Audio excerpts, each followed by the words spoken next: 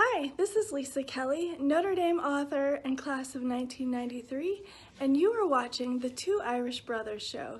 Cheers and go Irish. Here's Zibikowski trying to get to the outside. He has blockers in front. Tom Zibikowski, Malone to beat, shakes him off to the 5 and a touchdown. How's it going, everyone? I am Sean Moriarty. I'm Benjamin Walters. Welcome in. And this is the Two Irish Brothers show. And Ben, the Irish have done it. Yep. They have secured their bid to the college football playoffs. Nobody can say a damn thing now. It is official. Well, I mean, it's not official, but let's face it, it pretty much is. Yeah. No, according to the All-State predictor and stuff, 100% to make the playoffs. So there you go. Now we kind of await to see what happens. Us and a few other teams await. Us, Ohio State. Trying to think of the other one of the other teams that isn't playing in a conference championship, but pretty much has a path to the playoffs. Well, I can tell you there's 6 teams that have a lock right now. Potentially Alabama. I've heard Alabama is probably going to make it in. So yeah, it's interesting. But the fact of the matter is 11-1, and what a game that we had against Southern Cal. Yeah, one of those games that kind of kept me on the edge of my seat for a little while, whoo. But the Irish found a way to put things on ice and seal the deal, and I was able to just Yeah. I hate those games, but I love them at the same time. Yep. There was a lot of mayhem on rivalry day or week. Now I know why Allstate's a sponsor. Because holy cow. But Notre Dame won 49 to 35. What an offensive explosion by both teams. My goodness. Like, one of the only games that we can legit say the defense really wasn't there. And we'll talk about that in a minute. And I wanted to ask you a question about that, but we'll continue with the offense first. But yeah, man, Maeva for Southern Cal had 360 yards, 3 touchdowns, 2 interceptions. Those 2 interceptions were critical for Notre Dame, as we all know. But the big one that really was like, oh my goodness, was the rushing for Southern Cal. 197 rushing yards, 3 yards shy of 200. To Notre Dame's 260 rushing yards, though. Yeah. If you can believe it. And leading the way for that was Jadarian Price, not even Jeremiah Love. Jadarian Price with 111. Well, let's be real. Love's numbers would have been a hell of a lot more ridiculous if he didn't go out with an injury, which I'm pretty sure. And that's true, right? He still had 99 yards. Like, let's not pretend like he didn't have a spectacular day himself. But no, overall, this is one of those that you just got to survive, in my opinion. You survive, and we did. Compared to a lot of other teams like Clemson, Ohio State, Miami, just to name a few, they did not survive in their games. And the bottom line is Notre Dame did. Yes. And, you're going to have games like this where, the defense might not be what it normally is. The offense has to take full strides, and they did. We did. We did it. And the big thing, and we talked about this in the preview, the big thing with this one was Southern Cal's record doesn't show really how talented of a team they have.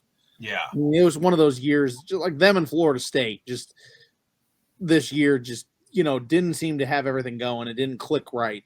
But top to bottom, I mean, they're a very talented football team. Well, and I think I even pointed it out, too. When you look at their schedule, all of their losses, aside from ours, of course, all of their losses were one score. Right. So this team is a lot better than what their record actually indicates. And Marcus Freeman pointed that out in his pressers. And you look at their numbers, their offensive numbers across the board, phenomenal. And let me ask you something, dude. And this is just my opinion, but I want to hear what you have to say on it too. I think the one difference in this game, at least from USC's side of things, was losing running back Woody Marks.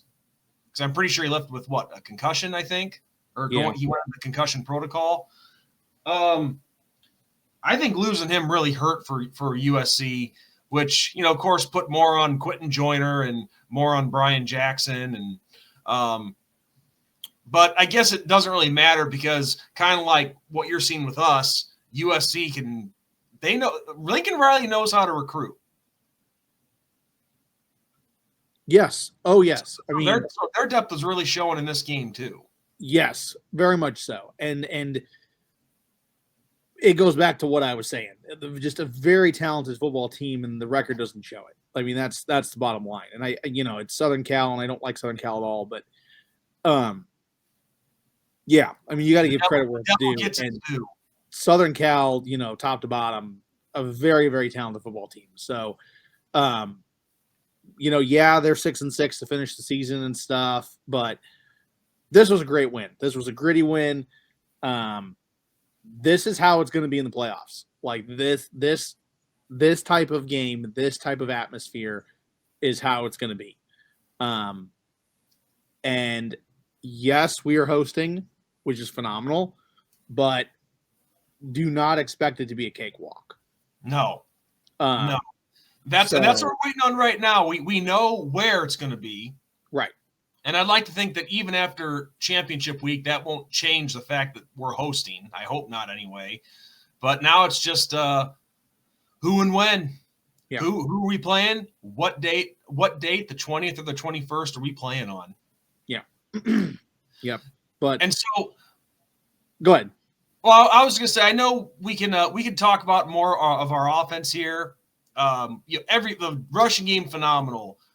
Riley Leonard did a pretty decent job in the passing department. How about Tyler Buckner on the fake punt? Yeah. I just got to say, that was a gutsy move in general to even call that play deep in your own territory like that. I mean, maybe not super deep, but just I was not expecting that. Yeah. Yep. But the ball spread around, man. I mean, we had 1, 2, 3, 4, 5, 6, 7, 8 different guys catch a pass. Holy cow. I mean, and Southern Cal did the same thing. They had 1, 2, 3, 4, 5, 6, 7, 8, 9 guys catch a pass. So holy cow. But that's what I like seeing with Notre Dame. Spread the ball around, make it so there isn't just 1 or 2 guys that you got to key in on. You got to key in on everybody. Good luck. So you have to be a multi-dimensional team. I love that this is where we're at now, because at the beginning of the season, this is what was driving me nuts. So we have officially hit our stride, which is phenomenal and stinks for everybody else. Yeah. And so much so that Marcus Freeman's being linked to multiple head coaching opportunities right now. I've heard about it with the Bears too, and not to take away from our preview or our recap, but yes. So that should tell you everything right there. Is when you got a coach that is, I mean, and it's probably just rumors at this point, but when you have multiple different fan bases saying that we want this guy, never a bad thing. Never a bad thing. No. I think it would be a mistake for him to go to the NFL. And I'm not – yes, I am saying that partly because I like him and I want him to stay. I don't want him to leave us. Yeah. But honestly, it would be a mistake for him to go to the NFL right now, especially as a head coach. He's got to get some experience there first. Yeah. His best bet, if he would ever go to the NFL, he'd have to go as an assistant first. Yeah, but I mean, the big two is the Chicago Bears and then the Ohio State Buckeyes. if and when they fire Ryan Day. Oh, I hope not. But anyway, back to the preview. Gosh darn, recap. Yeah, I mean, okay. The big thing that I want to talk about, and I saw your comment, and I think we're on the same page with this. The punch, like the punch in this game, was absolutely phenomenal. Like, yeah, probably didn't feel too good because it was punching a guy in their face mask. Yeah, right. Oh yeah. Riley Mills punching the USC guy. Like, loved it. Absolutely loved it. I cannot believe that people are making a stink about it. Like, well, it's rivalry week, for crying out loud. Look what happened across the country with stuff like that. I mean, but here's the thing: Riley Mills. And listen, I don't condone doing something stupid that could get you kicked out of the game. Thankfully, the refs didn't catch it, but he was justified in doing what he did, because if you look at what was going on, that USC player that was on the ground was trying to grab his leg, or it was either his leg or a teammate's leg, and he was trying to twist it. So as far as I'm concerned, when you're purposely trying to injure somebody, then you have every right to respond to it. Yeah. Because what if that guy succeeded in breaking his leg or something, or injuring him, and let's say that causes a domino effect, which becomes a permanent injury, and he could never play pro. Then yeah, I'd be pretty pissed off too. Yeah, but I just liked it. Period. Like, I don't care. I mean, like, I don't care situation, man. Like, it's rivalry week, man. Like, let's get it going. And something else, I'm not trying to take off the topic of Riley Mills here, but something I wanted to get in while it's on the top of my mind. So we saw what happened with our defense. Yeah. We saw the yardage, the points given up, and so on. Do you think, and actually I'm having a hard time deciding between the two, but I don't know. Do you think that our defense got exposed, or was it more of a case that we just ran into a really good team that has a really good high-powered offense? I don't think it's really either. I think it's more just it's rivalry talking. Because here's the thing. And it's one of those where every defense, for the most part, has a game like this.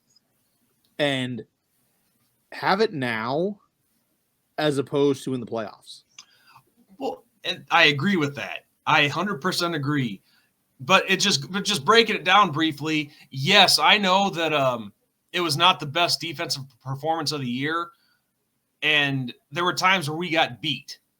But at the same time, look at the plays that the defense made. I mean, Christian Gray, there's no doubt about it. He was struggling throughout the game. Mm-hmm. But at the same time, he still was making plays. He was able to bat some passes down, had the big pick six. Xavier Watts, same ordeal. Came up with a huge pick six, part of back-to-back pick sixes, which sealed the deal for us. And, we had trouble at times getting pressure up front. And, I'd like to think that it was just a case of what you're saying, that it's a rival. They're going to throw everything but the kitchen sink at us. And yeah, so I just, what I'm trying to get at is, should I be scared about how our defense performed in this one? No, not at all. Not at all. There was a lot of emotion in this game. It's, other than saying it over and over again, it's the rivalry talking.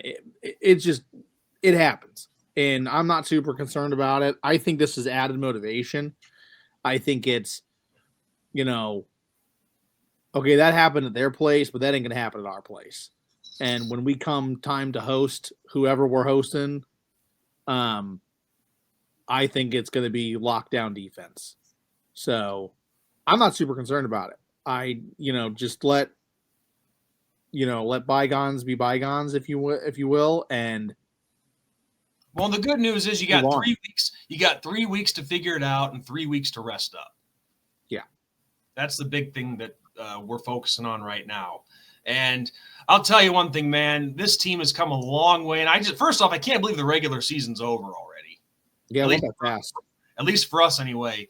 But man, I think back to week 2 and being so angry, and people remember the rant, I'm sure, of me going nuts, like, how do you lose to this team? How do you lose to this team? Blah, blah, blah, blah, blah. I love it when I'm wrong. I mean, the strides that Marcus Freeman and this team have made since then, which, don't get me wrong, I still stand by with what I said, that you should not be losing to teams like that, like a Northern or a Marshall or whoever. But when you learn from it and you go on this run that you've made and you've made the adjustments, that's what I like to see. Because this team could have easily folded after week 2, but they didn't. No. And that's so wonderful to see that. I mean, and so anyway, that, as Forrest Gump would say, that's all I have to say about that. Yeah. No, overall, a fantastic season, one low point, if you will. I think a lot of us said 12-0, 11-1. We didn't think that one would come to NIU, but here we are, 11-1, playoff berth seems 100% solid and set. So now it's, what can Riley Leonard and Freeman do? What kind of splash can they make in the first ever 12-team playoff? And I mean, maybe this will take away from our next preview, but I like the fact that we're going to host. I really do. I really like the fact that there's no bye week for Notre Dame. I really do. I like it because I feel like it doesn't let you have that lull period, and you just continuously be the machine. Well, we do technically have a bye. It just comes early. Like we don't have to play in championship week, since we're an independent. So we get that bye. It just comes early. Yeah. Anyway, man, it's exciting though for Notre Dame. That's the bottom line, and it's nice to be riding that high, because there are a lot of teams rivalry-wise to end the season that aren't on this. Yeah. And now we just await to see what happens. I'm going to be watching championship week with a close eye, because one of those opponents could be the loser of one of those games. Yep. It's very possible. So yeah, dude. All right. Well, very happy way to end the regular season, and now the real exciting stuff begins. So yeah, guys, we will Ben and I will talk off camera and see what kind of videos we can do for you guys in between now and the first round playoff game. If anybody has any suggestions, we'd love to hear it. And maybe we could go live one of these nights. Yep. Who knows? But we should have something in store for you guys. So with that said, Ben, is there anything else you'd like to add? I got nothing. All right. Well, with that said, I'm Sean Moriarty. I'm Benjamin Walters. This has been the Two Irish Brothers Show. And as we always say to end every episode, good night, God bless, and go to the playoff-bound Irish. Go Irish.